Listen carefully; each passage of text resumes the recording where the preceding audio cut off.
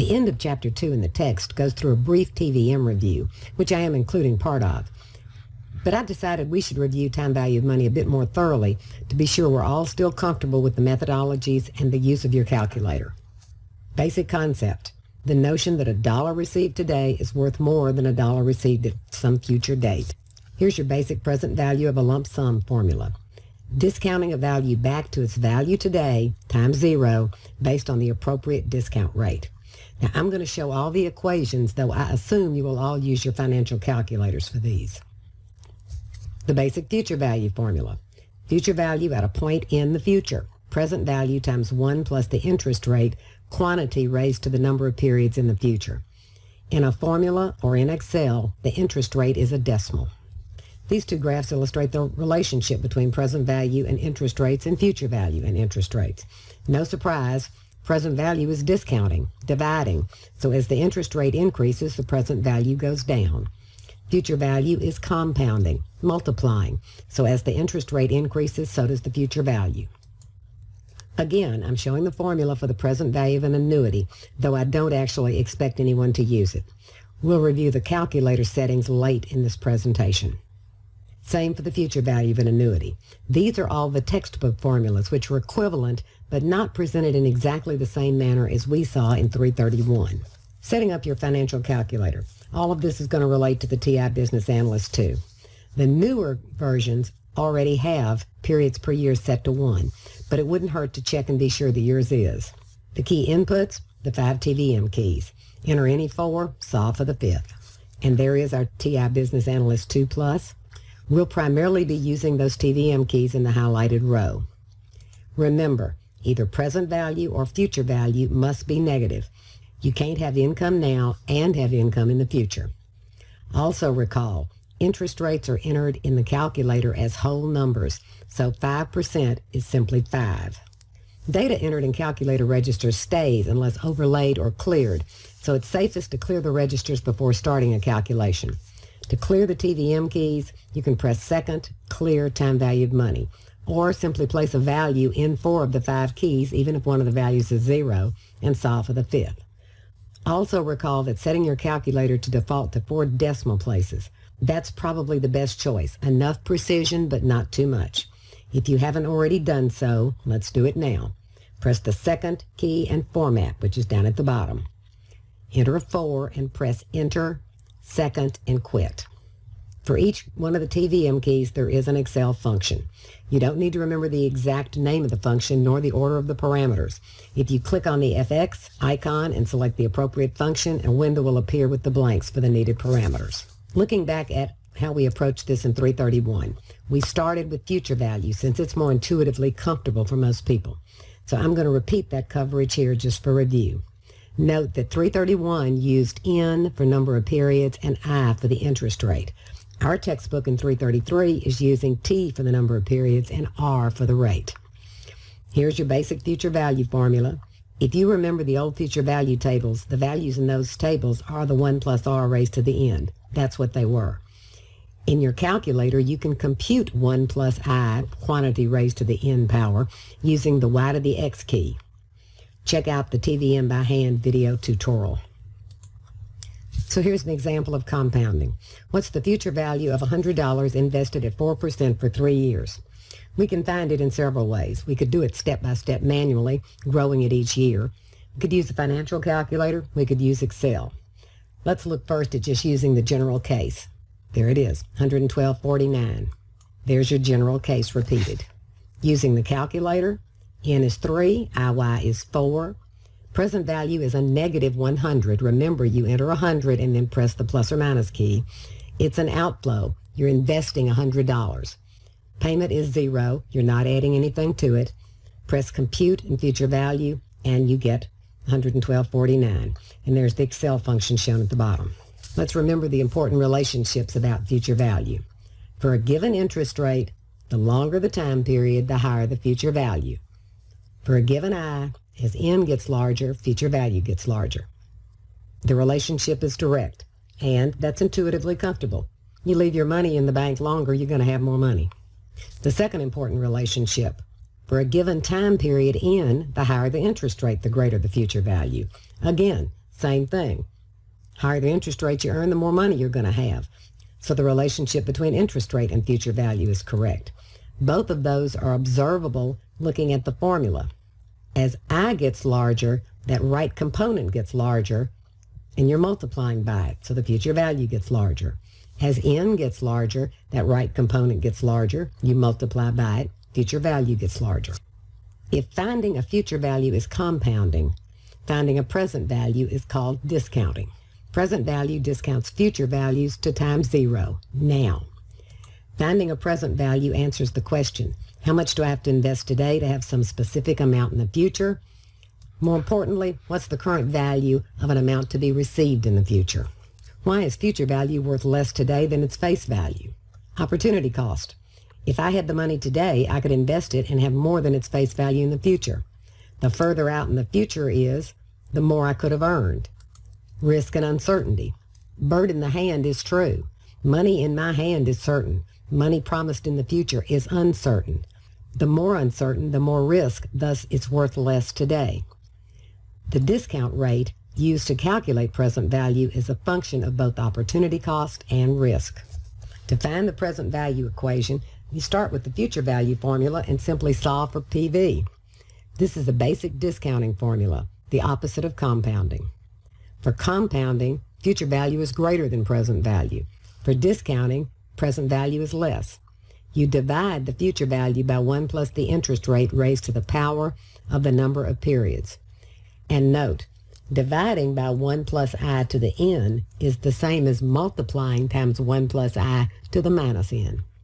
So here's a present value example. What's the present value of $100 to be received in 3 years if the discount rate is 4%? Finding present value is discounting. There's your timeline. That describes the question. We want to find out what $100 is worth today. Using the general formula, it's worth $88.90. In your calculator, use the same technique as we use for future value. Enter 4 values and solve for the 5th. In this case, you need to enter payment as 0 to be certain, or have used clear time value of money before you started. And again, the Excel function is shown at the bottom. Looking at the important relationships for present value. For a given interest rate, the longer the period, the lower the present value. The meaning, the greater n, the larger the denominator, the smaller the result. The further in the future a cash flow will be received, the less it's worth today. So the relationship between present value and n is indirect. As one increases, the other decreases. For a given time period, the higher the interest rate, the lower the present value. The greater the interest rate, the larger the denominator, the smaller the result. The higher interest rate reflects greater opportunity cost or risk about actually receiving the cash flow in the future, making it worth less today. So the relationship between present value and n is indirect. As a refresher, here's your basic PV equation. It has 4 parts, PV, FV, I, and n. In your calculator, enter any 3 plus a 0 payment and solve for the 4th. And do not forget the sign convention. Inflows to you are positive. Outflows from you are negative. An annuity is defined as a series of equal payments, either inflows or outflows, that occur at regular intervals for a finite period of time. An ordinary annuity is one where the first payment occurs at the end of the period. This is the default setting in both your calculator and in Excel. An annuity due is one in which the first payment occurs at the beginning of each period. These timelines show the difference between an ordinary annuity on the top and an annuity due.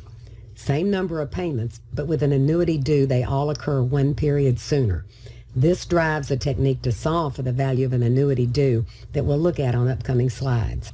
The formulas for the future value and present value of an ordinary annuity are shown on the slide. Again, I have no expectations that you'll actually use these, but I'm showing them for a reason. Future value and present value formulas for annuities due. Ordinary annuity, annuity due. Notice the difference.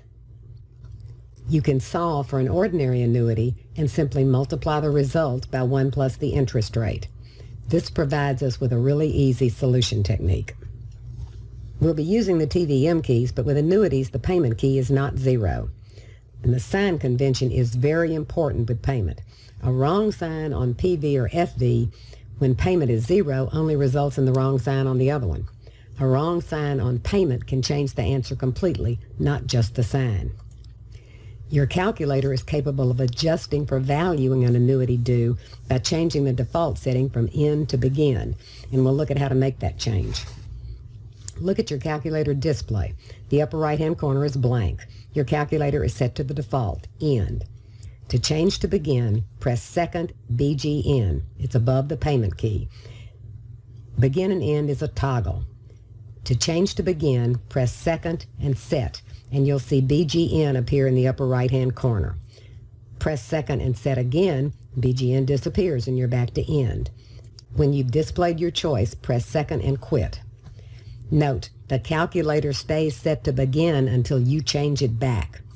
This is great if you're continually dealing with annuities due. Not so good on a one-time basis, as you may forget to reset it to end. In Excel, we would still use the functions corresponding to the 5 TVM keys with one alteration. Type is 0 by default, which equates to end, and it can be left blank in Excel. To specify begin, type must be set to 1. We usually think of periods on the timeline as years, but they don't have to be. Period could mean months, weeks, whatever time frame is specified. It's important to remember that the interest rate, time period, and payment period must match. Annual periods, years, means the interest rate must be an annual rate and any payment is an annual payment. Monthly periods means N is the number of months. The interest rate must be a monthly rate and the payment is a monthly payment. It's sort of a least common denominator situation. Everything, with few exceptions, must be brought down to the smallest period. $50 a month is not the same as $600 a year. The sign convention is critical once payment is non-zero. These two problems are going to look the same with one major difference. In the problem on the left, payment is a positive $20, implying that we will receive $20 every year for 5 years. In the problem on the right, payment is negative, implying that we add $20 to the account every year. Big difference. Everything else about the two problems is the same except the sign of the payment. Note, the answers don't just differ by sign, they're totally different. First, let's look at an example of solving for the future value of an ordinary annuity. 3-year annuity, 4% annual rate, you deposit $100 each year. Payment is negative since you're depositing the $100. Future value will be positive. Present value is 0 because you are not starting with any money in the account. This problem looks the same but is slightly different.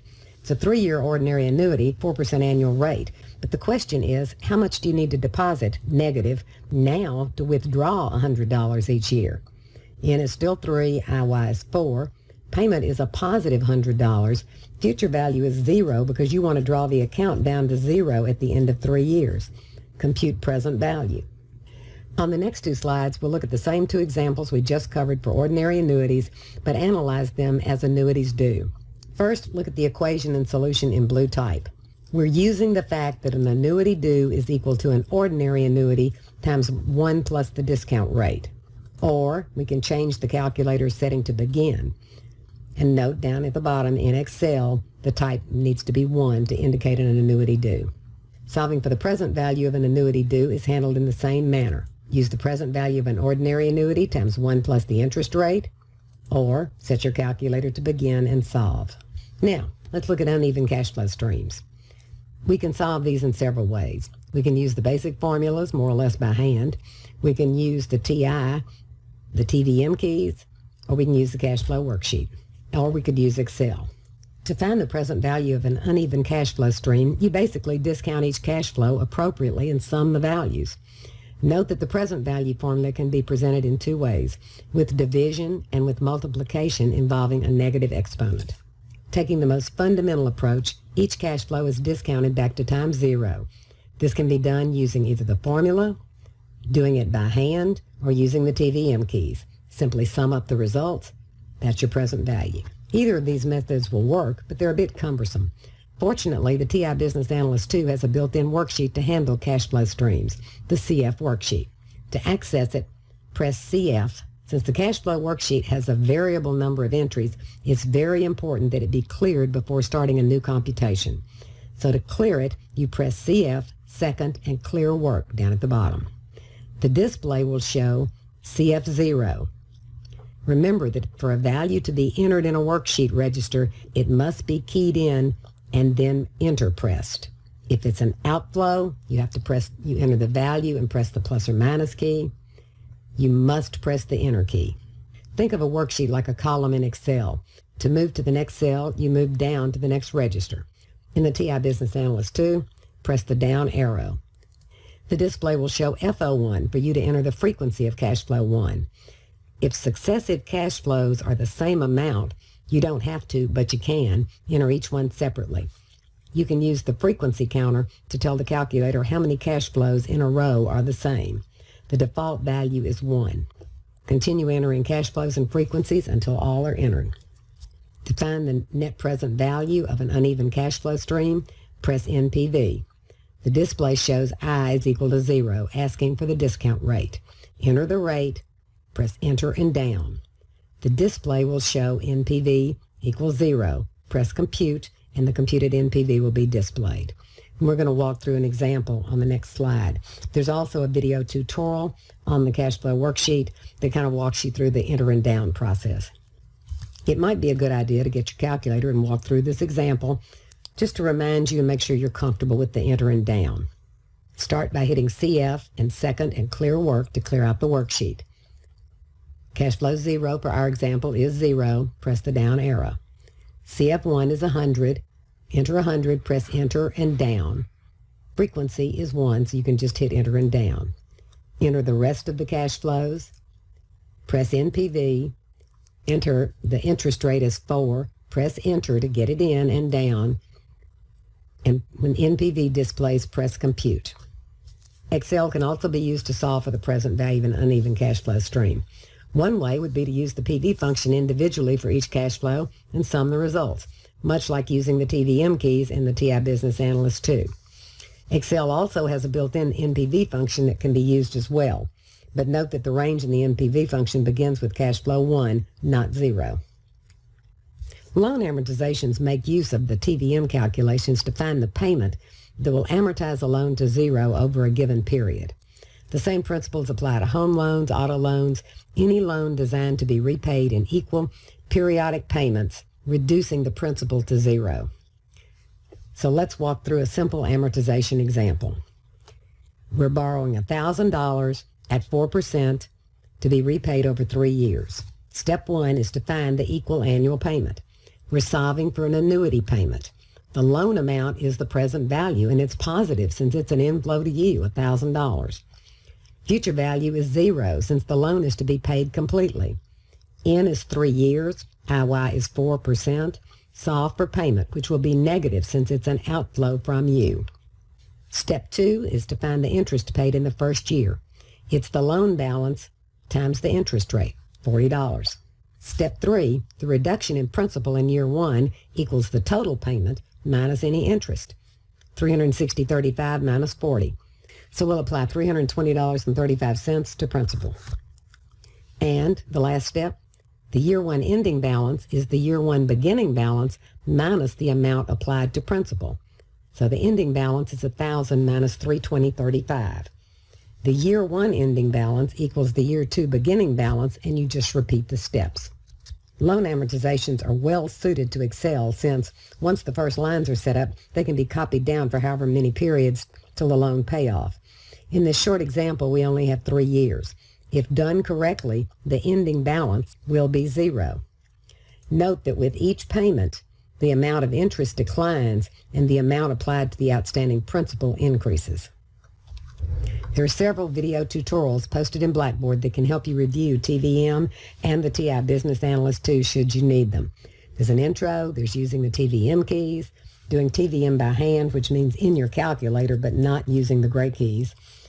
There's a whole video on the TI Business Analyst 2 cash flow worksheet and a basic algebra one on order of operations, PEMDAS.